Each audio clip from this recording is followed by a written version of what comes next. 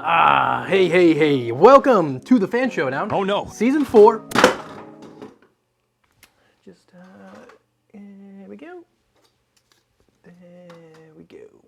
All right, Fan Showdown, Season 4, Episode 4. And if you're new here, welcome to the channel. This is a little series I run on my channel where the viewers of this channel send me in what they think the best PC cooling fan is. I then take those designs, I print them out, we test them against each other and put them on a list to see who's really the best designer out there, and we all just have a little bit of fun in the meantime. Now, if you want to get in on the action, make sure to first subscribe to the channel, thank you, and then head down to the description where there's links to models, templates that you can use. Also, there's a PDF file that shows you all the critical dimensions you need to make sure you maintain in order to ensure that the fan that you send me fits onto the test bench, which is the frame of an A12X25. Now, if you don't want to send a fan into the channel, but you do want to try to support the channel, the best way to do that is just to get subscribed and then hang around and take note of all the creativity that we're going to see here today and in future videos. Now, speaking of creativity, what inspiration do you think the first fan is going to have?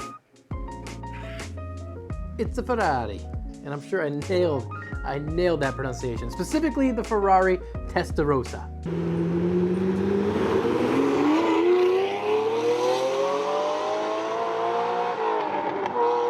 This is the Testarossa, and it was created by Rotom, and the hard lines of the Testarossa fan harken back to that classic Ferrari Testarossa car that we all know from yesteryear. And each of the 7 blades have aggressive ridges on both the top and the bottom that mimic the Ferrari's iconic side scoops of the old Testarossa. Good looking fan. Now, I will admit, I did make one minor error when printing this fan. I should have printed in red, since its inspiration is a Ferrari, and Ferrari is mostly known for being red. Kind of missed the boat on that one. You're gonna notice that all the fans today are different colors for the most part. I think there's another one that's this color, but most of the time I print all the fans from one spool so they all are the same color. This episode is the first episode that I didn't do that, mostly because I was trying to save some time. You'll see why in a minute. So let me know how that feels. Do you think I should go back to making sure all the fans are printed in the same color, or does it not really matter? And then since we talked about it, let's go to the fan that created the departure from this norm. And this is the washing machine, and it was created by Josh. Oh yeah, it's a squirrel fan. Squirrel cage fan. Josh said ever since seeing the very first episode of the Fan Showdown, he always wanted to send in this type of fan. And to that I say, you and everybody else, Josh, I think out of all the comments I get in the Fan Showdown, one of the most common ones I see is somebody saying, make a squirrel cage fan. Today's your lucky day. Now, the 2 pieces of the washing machine took over 24 hours each to print. This one I had to do twice because I had a little issue, but they took a long time, and that's why I decided I'd try to save some time and use my other printers while this thing was chugging along. Now, you might be curious, why does the fan have the name washing machine? Well, Josh said when he first submitted this design to the Fan Showdown Reddit, which, yes, there's a Fan Showdown Reddit, everybody said that the original design looked like a washing machine, and even though he cleaned it up in this future design, and the one he submitted is not really, it doesn't really look the same as that original design, the name stuck, so he decided to keep with it and called it the washing machine. Now, the real inspiration behind this fan is not a washing machine, but instead he said it's the GTX 480, or more specifically, the little fan that goes in the GTX 480's GPU. Remember GPUs? On a side note, I did see that the GPU prices are starting to fall, which is pretty awesome. I haven't built a PC in a couple years, and I'm hoping that if trends hold, we might be doing a build soon. Now, the washing machine is designed to function like a centrifugal fan, and if you're curious to know why a fan like this is called a squirrel cage fan, I gotcha, because I was also curious. And the reason they call it I don't know why it's so funny. The reason they call it a squirrel cage fan is because they say it looks like a hamster wheel, which raises more questions than answers, personally. Like, why is it not called a hamster wheel fan? And when's the last time you even saw a squirrel run in a hamster wheel, let alone a squirrel in a cage? Come to think of it, I'm probably sitting there editing right now and popped in a clip of a squirrel in a hamster wheel just to prove myself wrong. I did, didn't I? Also, I found out that the little tiny fans that are like this in laptops and stuff like that, sometimes they're called biscuit blowers. Doesn't make any sense. So next up, we have the triple decker. The triple decker's design and name were inspired by the triplanes of yesteryear, back when people didn't really know what they were doing and they decided that more wings means more better. Each one of these blades is actually a small airfoil, and they're all stacked on top of each other, and he then put a small stagger to all the blades to hopefully improve the performance. Now, although the triplane age of aircraft died long ago, the triplane or tri-blade era of fans might be just beginning. Now, last but certainly not least, we have the Surgeless Ace by Q. Q says that the Surgeless Ace is a combination of his two favorite fans, the Gentle Typhoon D1225C and the San Ace 150. Now, D1225C is a Gentle Typhoon variant that actually had rectifying rings is what they called it on it. And I didn't even know. I have a Gentle Typhoon somewhere in here. We've been playing around with it in the past. I didn't know there was a version that had this ring on it. Now, Q said that Nidec had stated that the ring helped control the airflow and help improve performance. Think of it kind of like the ring fences that we talked about on a previous episode of the Fan Showdown. Same idea here. So Q carried that idea forward in his new hybrid design. Now, me and you, we've seen a lot of fans on the Fan Showdown. There's something about this design that makes me think, oh, I bet it won't suck. But let's not put the horse in front of the cart there. Is that the cart? Let's not put, that's how you want it. Let's not put the cart in front of the horse. Let's have a listen first. The Surgeless Ace came in around 47.9 dBA. The Testarossa came in around 47 dBA. The triple decker came in around 53.9 dBA. And the washing machine came in around 43.5 dBA.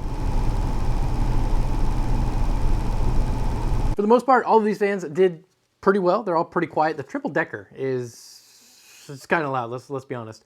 However, that being said, the washing machine, it's a bit tricky. Could have used maybe some sort of support structure on the front because it wanted to kind of just wobble around. But I after some fiddling, you can get this thing to spin without contacting everything, and when you do, it's like whisper quiet. And I did notice, we'll have to pay close attention in the smoke test, when I was like trying to feel the airflow coming out of this, it's moving quite a bit of air, but it seems to be, the stream seems to be coming out a little strange. We'll have to see how it looks.